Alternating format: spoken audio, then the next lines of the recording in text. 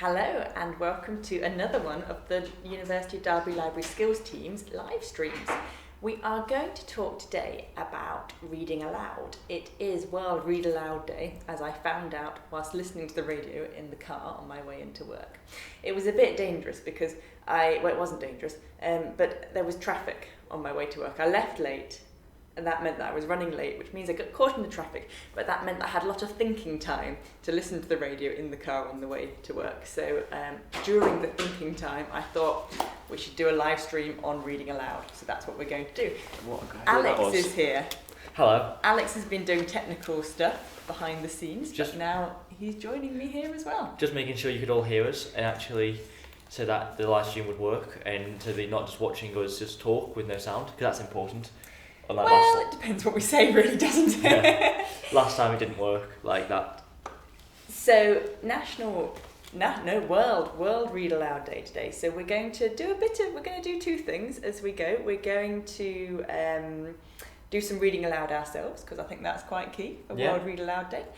And we're also going to talk a bit about how reading out loud can help you in your studies. We've got a few different ways that you can do that, and that can help.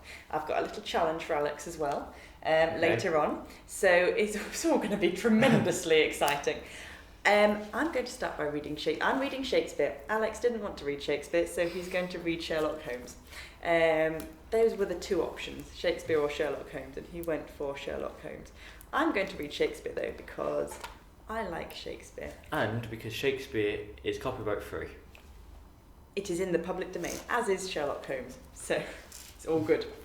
I was trying in the last half hour to find bits of Shakespeare and in fact bits of Sherlock Holmes that would be relevant to the subject of the live stream and skills in general. I've kind of done it, so you have to bear with me. And also, if anyone can think of any links to why these quotes link up to the topics we're discussing, then let us know in the comments. All good. This first speech is from All's Well That Ends Well. That's a good one to start with, isn't it? Yeah. All's Well That Ends Well. It's Helen speaking, and I picked this one because she is talking about how the power to change things, it comes from within yourself. So I thought a good skills message there. And she says, "Our remedies oft in ourselves do lie, which we ascribe to heaven. The fated sky gives us free scope, only doth backward pull our slow designs when we ourselves are dull. What power is it which mounts my love so high, that makes me see and cannot feed mine eye? The mightiest space in fortune nature brings, to join like likes and kiss like native things. Impossible be strange attempts to those that weigh their plans in sense and do suppose what hath been cannot be. Whoever strove to show her merit that did miss her love? The king's disease, my project may deceive me, but my intents are fixed and will not leave me." I like that. I have to say, it's not a play I know very well, so I don't know the context of any of that. Who knows what she's actually talking about? Someone do tell me. But I did like this first bit. Our remedies oft in ourselves do lie. That fated sky gives us free scope. The only backward pull on our designs is when we ourselves aren't trying. So I like that. Thought that was good. Thank God I'm not reading Shakespeare. Alex really didn't want to read Shakespeare. But I think that is interesting though on the line of the words, in the sense that actually it is anyone can do anything as long as they try, and intelligence isn't the key thing; it's the effort. That's what I think got me here. That's why I'm talking to you today. I tried so hard. You tried really, really hard. Like I couldn't set up a live stream, and then I thought I'll try, and now here you are watching us. Yeah. So. That was our first reading aloud, and we've got our first tip for how reading aloud can help you in your study.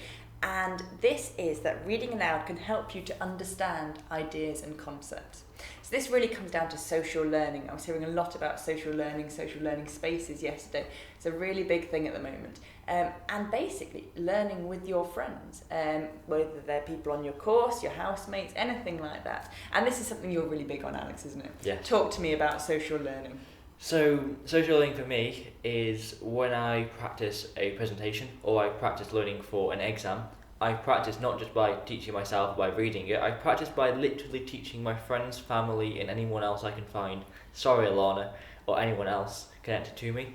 So I often read my notes to them. I'll try and teach them. Sometimes I try to read it and try to speak with that when I'm not necessarily reading straight from the script, and that can help me understand it. Often you end up turning it into your own words, and so it can be a really effective revision tool and also a tool for learning. Yes, I think when you're reading something out loud, it makes you think about it in a way that makes you see if you've understood or not. I think it's a good way of testing whether you've understood something, to read out loud, even if that's from your notes that you've made in a lecture, or from information that your lecturer has given you, or from your set reading. If you're reading it aloud, it gives you that insight as to whether or not you've understood it. And if you're doing that with people on the same course, you can really help each other out in that learning. So if one person's reading loud and another person's listening, and then you swap over, you're each getting turns at doing the reading, turns at doing the listening, really exploring those concepts, and you can then move that conversation on to talk around the concepts. It's also a really good way to adapt revision or work to a learning style. So in the sense that it's not just visual, it becomes kinetic in the sense that you're actually doing things, and also becomes auditory in the sense that you're listening to it. So it can be a really good way to adapt revision to learning styles, and also mix up what you're doing a bit, so it's not just straight, I'm revising by doing this for hours on end. Natural breaks as well. When we do, here at work, we have to do assessments on the computers that talk about making sure everything is right and properly, not going to hurt your arm using the mouse too much or anything. And that talks about natural breaks away from the workstation. And I think that's really key for everything that you're doing. So yes, if you're reading in your head a lot, focus down, it can be good. Just change your posture by reading aloud. Yeah. It can be a really good way of getting your ideas and concepts. Like if let's say you've done research for an assignment, if you read it out loud to someone else, it could be a good way to think about it, even if they're just sat there like this. Is that how people look when your friends and family look when you talk to them about your work? Sometimes, when I've been talking to them for a while, like by just doing it and talking it aloud, you're thinking about it, and often then end up coming up with new thoughts and new ways of thinking about the research that I've done that can help me with my end assignment. Wonderful. I've picked some Sherlock Holmes sections for Alex to read. So do you want to read the first one, which I think is from this? It's from Silver Blaze, isn't it? It is from Silver Blaze. Silver Blaze. I'm a big Sherlock Holmes fan, but I am also not a Sherlock Holmes fan for the books. I love the TV series. So, Silver Blaze. I'm afraid, Watson, that I shall have to go, said Holmes, as we sat down together to our breakfast one morning. Go? Where to? To Dartmoor, to King's Pyland. I was not surprised. Indeed, my only wonder was that he had not already been mixed up in this extraordinary case, which was one of the topic of conversation through the length and breadth of England. For a whole day, my companion had rambled about the room with his chin with his chin upon his chest and his brows knitted, charging and recharging his pipe with the strongest black tobacco, and absolutely deaf to any of my questions or remarks. Fresh editions of every paper had been sent upon by a newsagent, only to be glanced over and tossed down into a corner. Yet silent as he was, I knew perfectly well what it was over which he was brooding. There was but one problem before the public which could challenge his powers of analysis, and that was the singular disappearance of the favourite from the Wessex Cup and the tragic murder of its trainer. When, therefore, he suddenly announced his intention of setting out for the scene of the drama, it was only what I had both expected and hoped for. I should be most happy to go down with you, if I should not be in the way, said I. My dear Watson, you would confer a great favour upon me by coming, and I think that your time will not be misspent, for there are points about this case which promise to make it an absolutely unique one. We have, I think, just time to catch our train at Paddington, and I will go further into the matter upon our journey. You would oblige me by bringing with you your excellent field glass. think that's a really great example. So you've got Holmes and Watson. I love Sherlock Holmes. You've got Holmes and Watson who are very close. They work very well together. Yes. They are two complementary characters in the way that they work. And Holmes in that story has been in his own mind. The whole morning he's been looking at papers and throwing them away and not talking, essentially. And Watson's just been sort of sat waiting and letting him be. But then Holmes is very clear that he wants Watson to go with him and that will help him in what he's doing. That social aspect of what they're doing, really key there and really shown in that excerpt. Wonderful. It's all about teamwork. Well, so our second tip is about how reading aloud can help you learn ideas and concepts. So we talked before about how it can help you understand them, but it can also help you learn them. And I think it's similar things to what we were saying before here. But I think, for me, I don't like particularly studying with other people. So I would do this even if I was studying on my own. If I was learning something, reading it aloud, very useful. And reading aloud, the idea, what I would do is I'd put things into my own words. I would write out a summary and then I would read that aloud. And that act of reading it aloud would help me to learn it. But again, you can bring, if you like other people, if you like to talk to other people, you can bring other people into that as well and talk to them or listen and all those things we were talking about before. But I think it's got this dual function, like I said, helping you understand the concepts through reading it aloud and then also helping you learn it. And it doesn't need to be two separate activities, that the reading it aloud only needs to happen once, but it will do both of those things as you go. Yeah, I think one thing that I find useful about reading aloud is that it helps. I feel like I'm more involved with what I'm doing, and it means that I'm not just skipping over it or skimming over the things. When I'm reading aloud, I'm having to concentrate, and if I haven't read something properly, I then have to go back because I realise I can't read it or I'm misreading it, at least if I'm concentrating anyways. One thing I've been doing over the past few weeks is I've been playing a game called Brain Training, one of many apps that are available to help you with learning. And one of the activities in that is reading aloud. And one of the justifications for that is that when you read aloud, it activates your whole brain and you're using your whole brain to do it. Whereas when you're just watching something or listening to something, you're only activating part of your brain. So by reading aloud, that can be useful, or it can help you actually use your whole brain to understand the topics. Whether that makes a difference, I don't know, but the scientists seem to think it's a good thing. Hence why we've got a World Reading Aloud Day, which is today. You have to excuse me and my coffee, by the way. This is going to be a problem if we do things in the morning. If it's the morning, I have to have coffee. What can you do? I bring my own coffee in my own reusable cup. Environmentally friendly. It is essential. I'm going to read an excerpt now. This is more Shakespeare. Yay. Oh no, that's number 3. I numbered the tabs in the book and then I've completely ignored them, which shows how much I even pay attention to what I'm telling myself to do. This is Romeo and Juliet. I thought we'd go for a bit, a bit more romantic. Okay. Now, I've got absolutely no justification for why this is relevant to the live stream. I'll try and think of one as I read it. Grief. Is it that bad? Is it that bad that he's left? He's gone. I'm going to carry on anyway.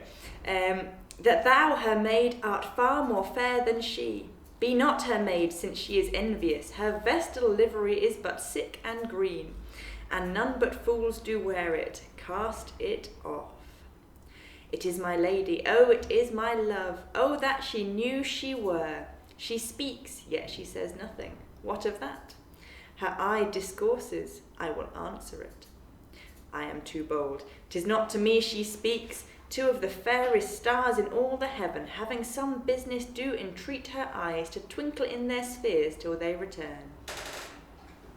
It gets a bit soppy after that. I'm going to stop. I can't read too much of that. Oh, and Alex is now rejoining me. I didn't think you were that upset with Shakespeare, that you were actually going to leave when I started reading it. Well, What's wrong with Shakespeare? I don't know, he's fairly boring, isn't he? I'm not sure I can carry on talking to Alex. Anyways. I might just throw him off the live stream right now. You can't say Shakespeare's boring. It's Shakespeare. There you go. I find the language hard to read. Because it's all old. Although I did enjoy learning It's all Shakespeare. old. This is the Alexander Wood summary of Shakespeare. It's all old. But no, what I was doing is I was making sure that the viewers could still hear us and that everything was okay with the stream, which it currently is. Good. Although I was worried when I came to the screen and it said that the broadcast software was reconnecting, and I was like, what does that mean? Has it not been connected this time? But no, it seems to be good. Good. People Awesome. seem to be watching. There seems to be at least 2 people hello. watching. It's always a bonus when people are actually watching. Yes. It's lovely to have you. So, the third tip we've got is that reading aloud can help you learn by rote. So we talked about understanding ideas, learning ideas, but now also learning by rote. Now, I did this an awful lot when I was studying for my exams, particularly law exams. Alex and I both studied law. Where you have to learn cases. You have to learn cases and statute, and it can often just be lists of things almost, or quite arbitrary stuff. So I thought we would set Alex a challenge. This is his punishment for walking off on me whilst I'm reading Shakespeare. So I've got 2 lists of words that I got from a random word generator on the internet. I'm going to give Alex 1 list and give him 30 seconds to try and remember all the words. But he's not allowed to talk. Brain training gives me 2 minutes. He got 30 seconds. And then we're going to see how many of the words Alex can remember. And then we're going to try with the second list, and Alex is going to read them aloud for 30 seconds and see how many of those he can remember. Right, we're going to be fair. I should just warn everyone, I have many skills, but one of them is not remembering words off the top of my head. Well, one of my skills isn't being prepared, so I actually have no way to time 30 minutes. So I'm going to 30 count seconds. to 30 minutes. Yeah, there's 30 seconds. Don't worry, everybody. It's going to be 30 seconds. No, it's all right, Alex. I'm going to count. And then that will give everybody, also, they can choose whether they're going to watch you trying to learn the words or me counting to 30. Okay. Fine. That's your choice, everybody. Right. 1, 2, 3, go. 1, 2, 3, 4, 5, 6. I don't know if you can hear this. 7, 8, 9, 10, 11, 12, 13, 14, 15, 16, 17, 18, 19, 20, 21, 22, 23, 24, 25, 26, 27, 28, 29, 30. Right. The wedding was a crisis. I prayed that I could interrupt you in your counting because you went on for a mile. If only we could have had some good cooperation in the planning of this. Do you see how he's even using this to insult me? What were the other ones? I wish that I could lick coffee. No, I don't. I hate coffee. So that's licking coffee. What else was there? These are, just for reference, these are the words on the list. Yeah. He's not just talking randomly. I get a sense that Alex is using a different memory technique. I am. I turn it into phrases and words, and so I could memorise. I didn't have time to do all of them though. You've got most of them. I think you've said 8. Out of how many? 10? Out of 10. There's 2 at the top that I haven't got. One begin with a Q. One does begin with a Q. It's not at the top though. Yeah. I don't know what it is. Shall I read them Yeah. out? Crisis, you said. Creed, I don't think you said. I didn't say creed. I hadn't thought about that one. Pray, coffee, Thought about lick, cooperation, and then question, I don't think you said. Didn't think about that one. But then wedding, mile, and interrupt. You had. So that was 8 out of 10. I'm actually quite impressed. I should have banned the use of fancy memory tricks. So that's how I do it. I'm not. I don't really like. I wouldn't be allowed to learn them. I'd use memory tricks. That's how I do it on brain training. You really can't get the staff. Or maybe you can. Right. So this is the list to read aloud. I will count to 30 in my head this time. Okay. Right. Go. These are horrible.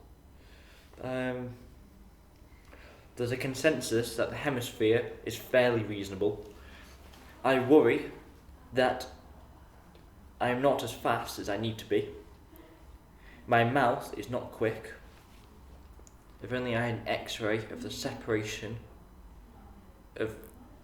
That's awesome. Okay. So if only there was a consensus that the hemisphere was reasonable. Right, time. I worry... Well, that was it. Wow, that's quick. I probably counted quicker. Go. I worry that there is a consensus that the hemisphere is reasonable. I don't think I'm as fast as I could be. There is the word X-rays there. It's all going to pop really. Consensus, hemisphere, reasonable, worry, fast, X-ray. I hadn't read them all. I had read most of them, but only once. You see, so now this is a very good demonstration that reading aloud is not always going to help depending on your learning style. What I think is fascinating is also the context, but the second point here, time and practice. So the longer you have to practice, so I had 30 seconds there. If I would have had a few days. Everyone make a cup of tea. Alex needs a few days. No, if I'd had longer to practice these and revise, I could have done it. But that's the thing. So with exams, give yourself some time. Don't try to revise everything in 30 seconds. Otherwise, it's not going to work. And even when you can come up with some fancy memory techniques, such as coming up with a sentence that works and then doing it in your head or reading it aloud, you still need to give yourself enough time to remember them, and more than one go. Because one of the ways that I would have learnt that is by practicing that speech over and over again. But I only did it once. And then would you have said it out loud? Probably. Or practiced it over and over again in your head? I probably would have done both. I probably would have written it down as well. Alex seems to be bringing my fun activity back to a serious learning point, so I should get on board with that. Sorry. This is how I learn lots of things. And I see it a lot, not intentionally, but I read children's books an awful lot out loud to my children. And anyone that has read books to children will know that they like repetition. They like you to say it out loud, obviously, because they can't read it themselves. And I certainly find very quickly that I have learned the words. There are numerous books. I won't do it, but because I'll get in trouble from our copyright advisor. There are numerous books that I can just read, say, from start to finish, because I have read them out loud so many times. If I was learning something, I would absolutely learn it out loud. I was thinking, because like I said, I was thinking about this on the car on the way here, and there were songs playing on the radio, and I thought this would be the same with learning songs. That's exactly what I was just thinking. Sing it.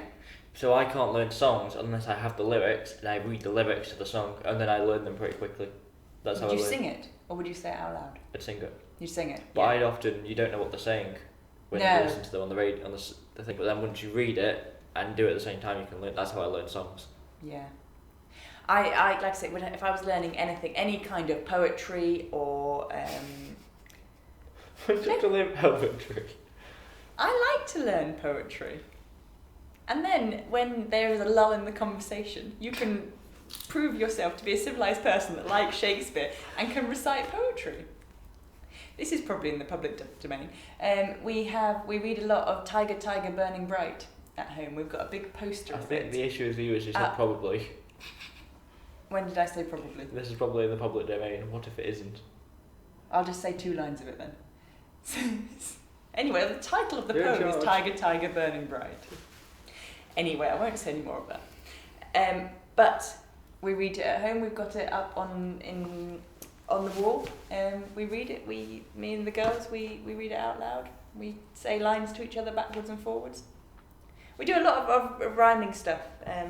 Like I say, question and response stuff that rhymes, all that kind of thing. We don't have a television, so this is what we do to keep ourselves amused. There you go. There we go. But it really does help with memory. So to pull this back to a serious learning point, like I was saying, when I was learning law cases, this is one of the ways I do it. So I've spoken at length in a podcast we did about how I revised, and it involved writing lists of bullet points and then learning those. And one of the ways I would do that would be to read them out loud to myself. And that podcast will be up on YouTube in May 2020. May 2020? Why has it got to wait till May 2020? Or you can watch it now on Spotify. Sorry, not May. April 2020. Oh, well, that's all right. Why is it waiting till April? Is it part of your series? No? No, it's part of YouTube. It's just for YouTube so that it gets more views. So that it goes out when people would want it, so then we could... Oh, when it's exam time. Yeah. I see, it is thought through. The exam revision podcast will be going out at exam time, but you can listen to it on Spotify. Yes. There and we the go. We're difference between multi-platform. YouTube and Spotify is that on YouTube you get a nice picture that I made. Awesome. Right, let's have our fourth excerpt. So I've marked, yes, so just from there down to the bottom. So down to Holmes. This is still Silver Blaze. Yes. I just like this bit. But again, it's people learning together. You have a few sheep in the paddock, he said. Who attends to them? I do, sir. Have you noticed anything amiss with them of late? Well, sir, not of much account, but 3 of them have gone lame, sir. I could see Holmes was extremely pleased, for he chuckled and rubbed his hands together.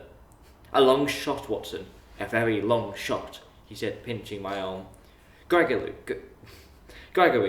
let me recommend to your attention this singular epidemic among the sheep. Drive on, coachman. Colonel Ross still wore an expression which showed the poor opinion which he had formed of my companion's ability. But I saw by the inspector's face that his attention had been keenly aroused. You consider that to be important, he asked. Exceedingly so. Is there any other point to which you wish to draw to my attention? To the curious incident of the dog in the night time. The dog did nothing in the night time. That was a curious incident, remarked Sherlock Holmes. Again, lots of social learning going on. Sherlock Holmes is a bit of a funny example, really, because Holmes obviously is the one that knows everything, and the others are all a bit trailing along in his wake. But I think it shows the advantage of asking questions, challenging each other, talking these things through. Really helps. If Sherlock Holmes does it, then we can all do it. And thinking critically. That's what he does. Critical thinking. Can we read Sherlock Holmes when we do a critical thinking live stream? He does think critically, doesn't he? He questions everything. Maybe. Anyone could be like Sherlock Holmes, though. That's the important thing. Anyone can be like Sherlock Holmes. Although, please be nicer. Be the Sherlock Holmes you want to see in the world. Yes, be a nice Sherlock Holmes. Lovely. Fourth tip, and this is touching on something that we get asked an awful lot, and this is about proofreading. So, using reading aloud to help you with your proofreading. So here we're talking about reading aloud your own work. Alex. Yes. So one feature that one thing that I do when I proofread. So when I proofread, I do a lot of things. Check out our proofreading skills guide for some examples of those things. One thing that I do is that I read my work aloud, or I get someone else to read it aloud, or if I can't find anyone else, I'll either use the Immersive Reader feature to read it aloud for me, or I will copy and paste it into Google Translate and see what that says. In Word on Office 365, there's an Immersive Reader feature which will read out your text to you. And again, we've got handy guides and videos on that. Check out our YouTube video on that if you want more information. Sorry, and Google Translate. You put it into Google Translate. Does that read it out to you? Yeah. In English? That's going to sound like a stupid question. Yeah. So you're not actually translating it? No, but you just get it to read out.